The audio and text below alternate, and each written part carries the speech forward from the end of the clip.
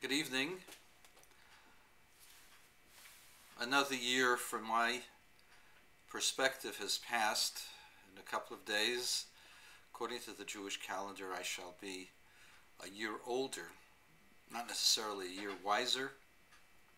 However, be that as it may, at times like this, it is incumbent upon us to take stock in ourselves and to examine one's life, the purpose of one's life, and to see if that's being fulfilled or not. Of course, my threshold is a little bit higher than what other people might measure themselves against, and so in that regard I'm severely wanting. But I do want to share some thoughts this juncture, where I go from age 63 to 8 square 64, and talk to you, my friends, and those who have engaged me, my anti-circ interlocutors, I guess, and my Christian friends and my atheist friends, those who have criticized me and those who have humored me or belittled me or whatever. I want to say it's fun communicating with you. If I've said some things that are inappropriate, I apologize. They're from the heat of the moment. I don't like being criticized, and so I will react negatively to those who continue to harp that way. But I certainly don't really want to belittle you. Your ideas are very good. Your thoughts are clear quite often. Your questions are important. And we may disagree, but it really should be in a manner of dialogue. Again, I'll reiterate some of my thoughts. I believe that it is an inescapable conclusion that one must believe in a creator. Everything in the world is a system of units that follow each other. We call time a river of time events, each event having a beginning. And if we were to go backwards and project backwards at the stream of events, we would see that all of these events have beginnings, things that cause them. The stars were created by the coalescence of stardust that got together as a result of what you call certain effects of the Big Bang. These are all causes for something else. If you project backwards, you will see, if you go 1,000 events ago, that 1,000th event will have a beginning point. You go 10,000 events ago, that 10,000th event will have a beginning point. So now let's go back infinite events ago.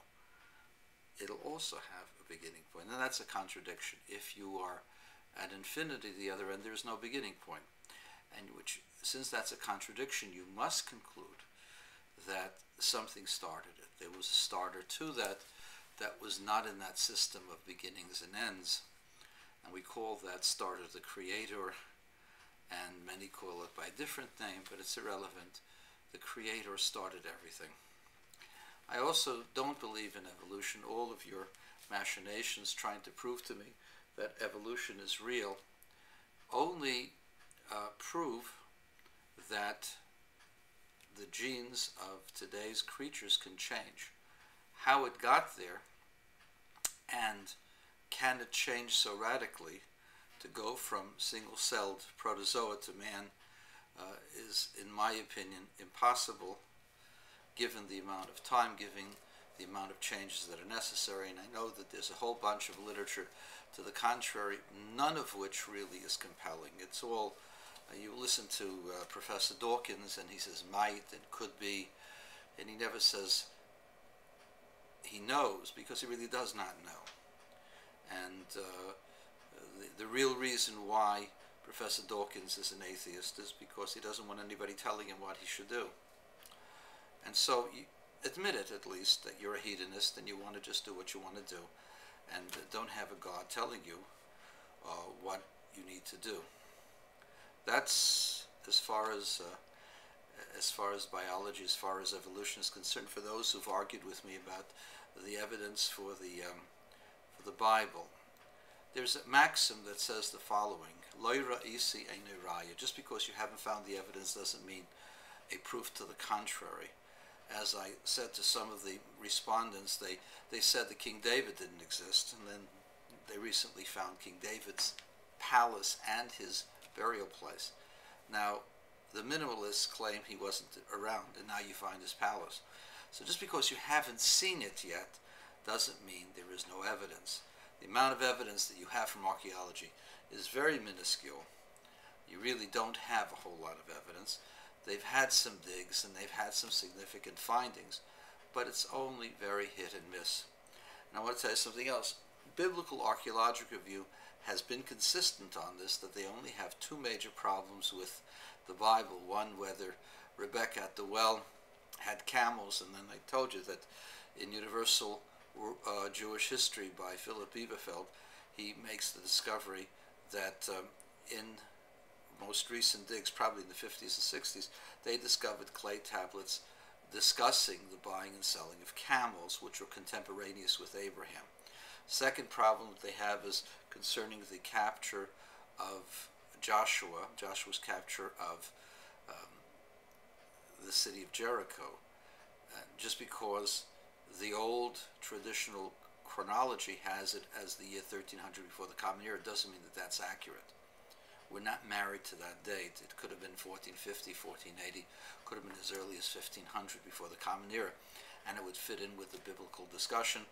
And the point is that it is only the Bible that actually clearly describes what went on in Jericho to a T. The people that would have come afterwards, after the destruction, and seen the mount, would not have known what the Torah, what the Bible says happened, and to such a stark degree.